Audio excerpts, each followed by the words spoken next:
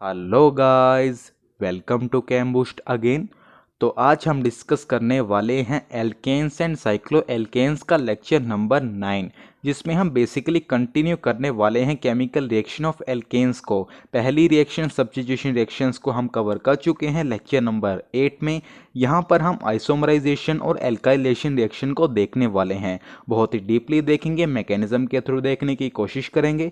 बहुत ही मज़ा आने वाला है और मैं आपको हाईली रिकमेंड करूंगा कि इससे पहले वाले लेक्चर्स को आप जरूर देखें। उनका लिंक आपको प्लेलिस्ट सेक्शन में अवेलेबल हो जाने वाला है। तो चलिए लेक्चर को बिना टाइम वेस्ट किए स्टार्ट करते हैं। चलिए डियर स्टूडेंट्स, सबसे पहले हम ये अंडरस्टैंड करने की कोशिश करते हैं कि आखिर आइसोमराइजेशन प्रोसेस क्या होती है। पहले रीड करते हैं, फिर मैं आपको उसको एक्सप्लेन करूंगा।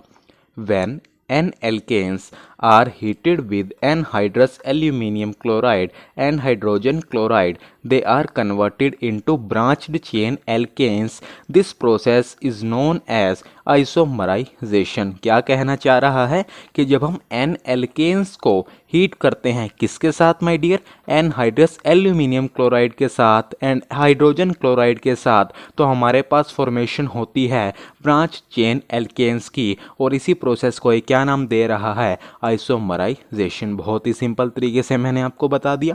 अब मैं आपको एग्जांपल दूंगा, फिर आपको बिल्कुल पिक्चर क्लियर हो जाने वाली है। देखिए, हमने लिया एन ब्यूटेन, एन एल्केन्स की ही बात हो रही है।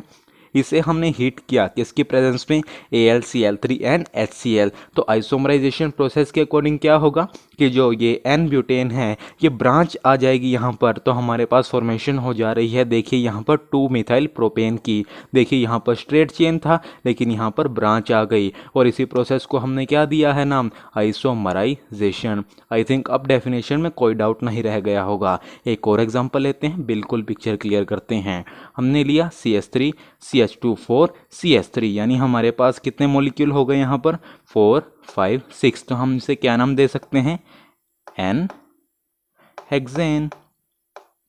तो इसे हमने ट्रीट किया my dear AlCl3 and HCl के साथ। तो हमारे पास जो ये स्टेट चेन थी, यानी हमारे पास एन एल्केन्स थे, ये कन्वर्ट हो जाएंगे हमारे पास ब्रांच चेन एल्केन्स में। ये दो एग्जांपल मैंने आपको दे दिए। देखिए हमारे पास यहाँ पर एक तो 2 मिथाइल पेंटेन की फॉर्मेशन हुई है और साथ साथ 3 मिथाइल पेंटेन की भी फॉर्मेशन यहाँ पर हो गई है।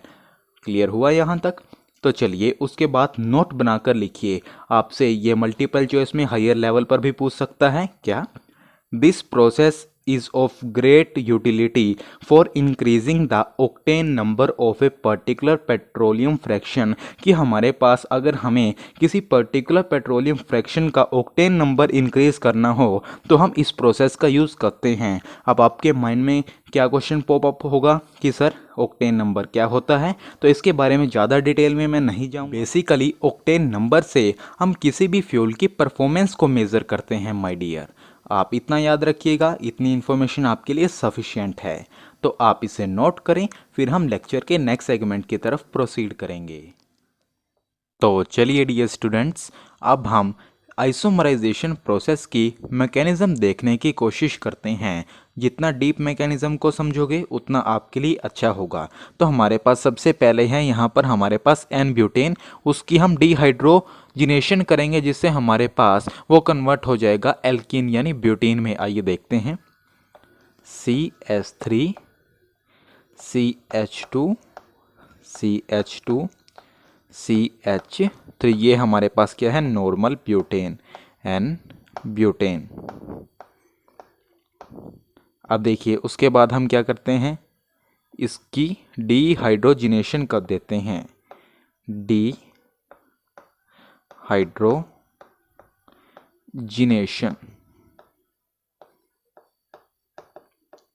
अब इसके डिहाइड्रोजिनेशन करेंगे तो हमारे पास जब H2 रिमूव होगा यहाँ से, देखिए नाम से ही पता चल रहा है डिहाइड्रोजिनेशन यानी रिमूवल ऑफ हाइड्रोजन। तो हमारे पास यहाँ पर एल्कीन की, इस केस में हम बोलेंगे 2 ब्यूटीन की फॉर्मेशन हो जाएगी। CH3 CH double bond CH CH3। मैं इसलिए साथ साथ करवा रहा हूँ ताकि आपको कोई स्टेप समझने में दिक्कत ना हो। तो हम इसे लिखेंगे 2 ब्यूटीन। यहाँ तक कोई दिक्कत हो? हमने सिर्फ एन ब्यूटेन की डिहाइड्रोजिनेशन की है।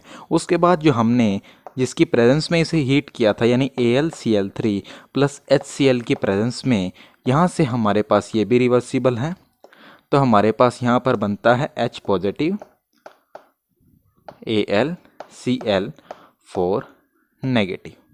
उसके बाद हमारे पास इसको और इसको हम एक दूसरे के साथ ट्रीट करते हैं, यानी CH3 CH double bond CH CH3 plus H positive AlCl4 negative. अब देखिए यहाँ पर एल्कीन है तो ये तो किसे अट्रैक्ट करेगी, H पॉजिटिव को अट्रैक्ट करेगी।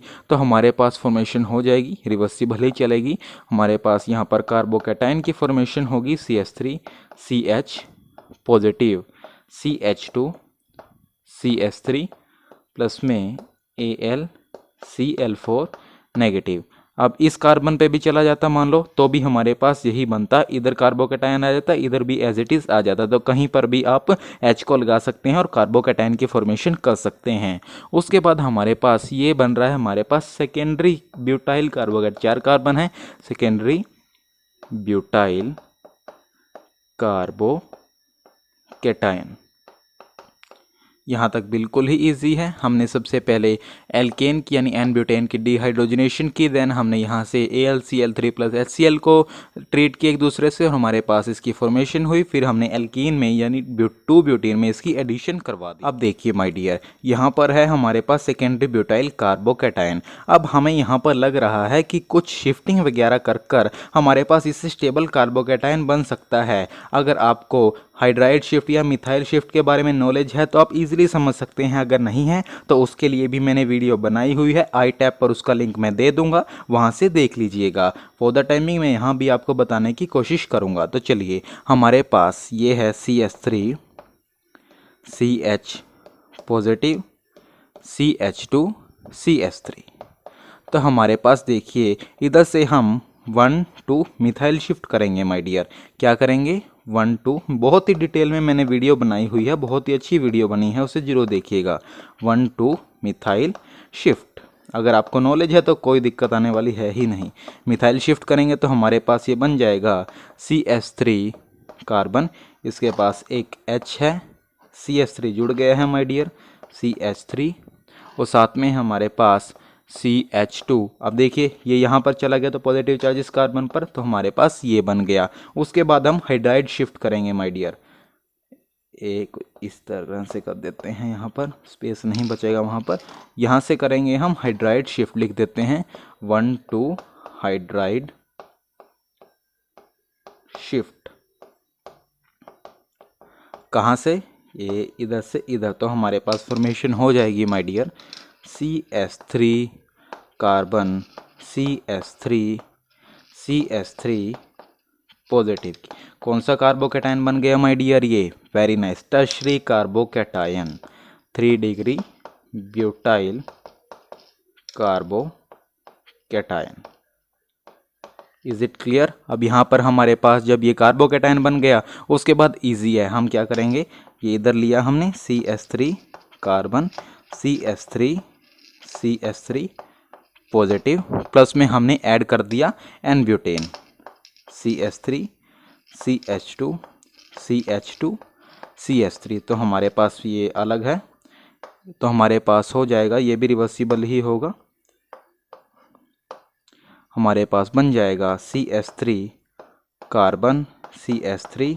यहाँ से बेसिकली ये, अगर मैं आपको थोड़ा और डिटेल में बताऊँ, ये यहाँ से H है, ये यहाँ से इधर आ जाएगा माय डियर, ये इधर से इधर इस कार्बन पर, ये हमने यहाँ H दिखा दिया, साथ में CH3 प्लस में हमारे पास H गया है, तो यहाँ पर कौन सा कार्बोकैटायन बन जाएगा, secondary carbocation CH positive CH2 CH3। ये हमारे पास बन गया सेकेंडरी ब्यूटाइल कार्बोकैटायन।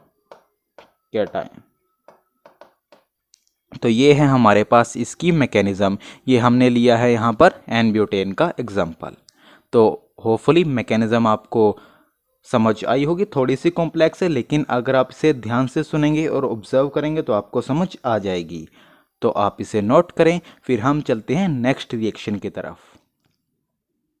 तो चलिए डियर स्टूडेंट्स, हमारे पास थर्ड रिएक्शन है एल्काइलेशन। इससे पहले हम सेकंड यानी आइसोमराइजेशन रिएक्शन को भी देख चुके हैं और फर्स्ट हम सब्स्टिट्यूशन रिएक्शंस को भी देख चुके हैं। तो आइए पहले रीड करते हैं, फिर मैं आपको एक्सप्लेन करता हूँ। Alkanes containing a tertiary hydrogen atom such as isobutane react with alkenes when heated in presence of acidic catalysts such as concentrated H2SO4 और HF to produce larger branched chain alkanes। तो उस reaction को हम बोलते हैं alkylation. मैं आपको simplify करके बताता हूँ।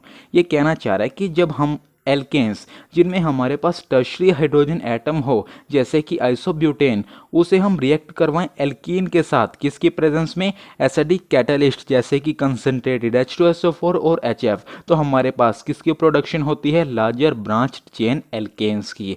एग्जांपल देता हूं, बिल्कुल पिक्चर क्लियर हो जाने वाली है। देखिए हमने एग्जांपल ये आइसोब्यूटेन का ही ले लेते हैं। देखिए हमारे पास यहाँ पर टर्शरी हाइड्रोजन है, ये मैंने आपको बताया हुआ है। कैसे देखते हैं, देखिए इस कार्बन के साथ 3 और कार्बन जुड़े हैं तो ये टर्शरी कार्बन है और इसके साथ जो हाइड्रोजन है वो है टर्शरी हाइड्रोजन। उसको हम ट्रीट करते हैं एल्कीन के साथ, रिएक्ट करवाते हैं एल्कीन के साथ, किसकी प्रेजेंस में, स्ट्रॉन्ग एसिड कैटलिस्ट जैसे कि कंसनट्रेटेड H2SO4।